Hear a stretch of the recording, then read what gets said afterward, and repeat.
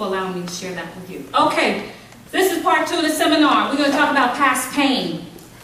It's not possible in the time frame that I have today, because we've been given till noon, to share the entire book with you guys, okay?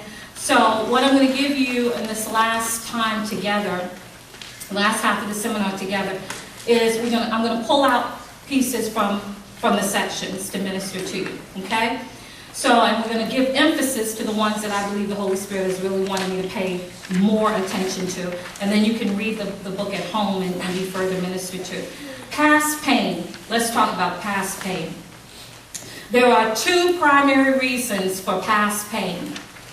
Number 1, and it's written in the book, but I'll give it to you now. Number 1, bad things done to us that were out of our control is one of the 2 reasons for past pain.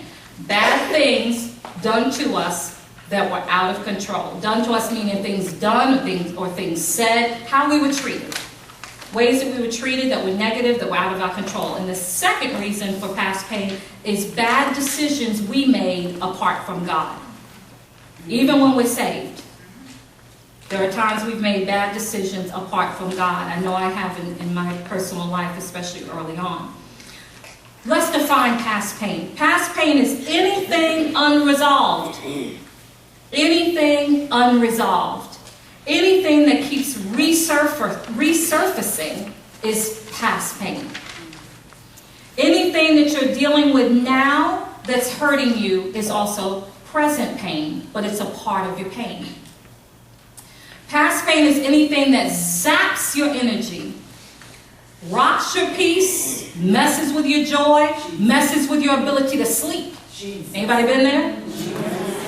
Past pain is anything that messes with your ability to fellowship with God more intimately. Anything that messes with your ability to have sound relationships with other people. Past pain. It's anything that messes with your ability to walk in your divine purpose. Anybody, does everyone believe that they have a divine purpose? If you believe it, put your hand up. Don't put your hand up if you really don't believe it. It's okay. There's no condemnation, okay?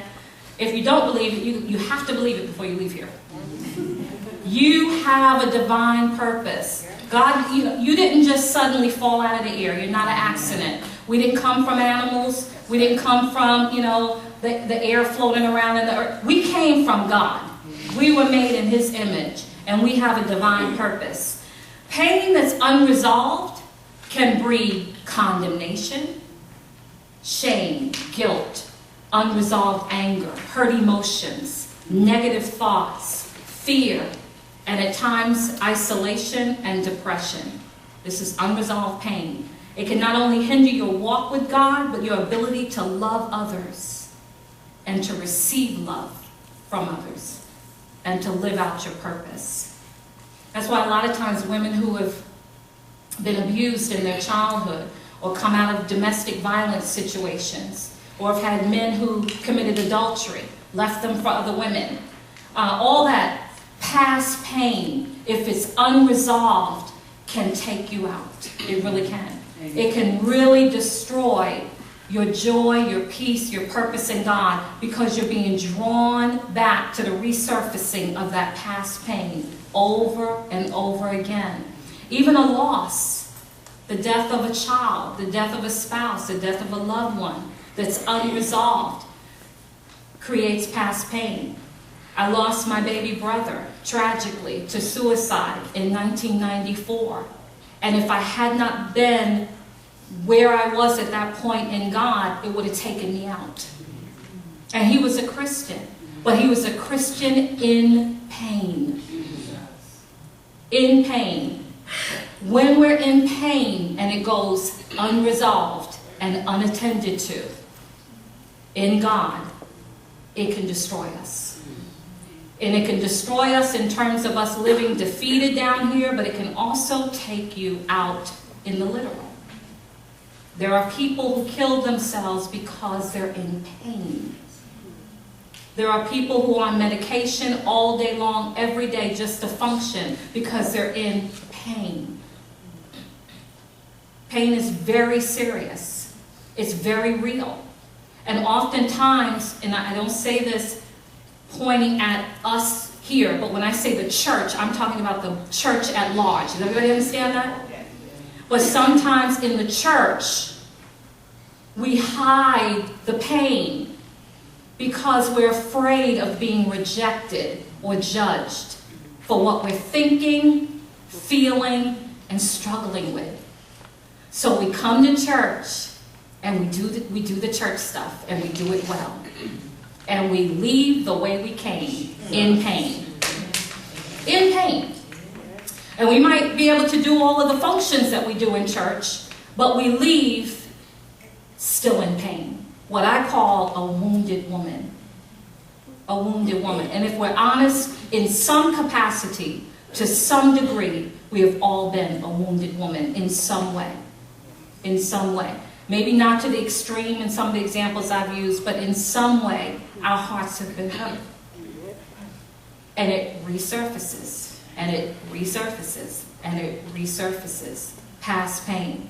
Is something from your past hindering you? Is it due perhaps to unforgiveness? That was a biggie for me. It's hard to forgive the person who has violated you and the one who disbelieved you. Hard to forgive. Hard to forgive, especially when you had to continue to interact with them. Hard to forgive when they've never acknowledged or repented for their sin. Hard to forgive somebody who's hurt you who won't acknowledge the hurt. Is that not hard to forgive? It's hard. We know what the word says about forgiveness, but it's hard to forgive. And that's why forgiveness is a choice. But every time we choose to obey God and forgive, the enemy resurfaces that past pain. You'll be going along good for a while, and here it comes again. Remember what was done? Remember what happened? Remember how you felt? That's why you haven't gotten as far as you should have gotten by now, because you still dealing with this. He's right there. Past pain. What I learned about past pain when it's unresolved is we're giving our control over. Not just to the person who hurt us, but even more so, we're giving our control over to the enemy. Because our battle is not with each other. It's not with flesh and blood. Ephesians 6 tells us that. Our battle is with the enemy.